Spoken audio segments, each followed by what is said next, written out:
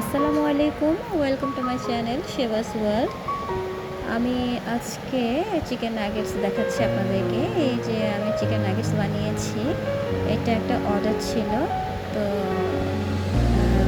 এটা বানানোর প্রসেসিংটা আমি আগে তৈরি করে ফেলেছি। কী করবো, এখন ওটা তো দেখাতে পাচ্ছি না।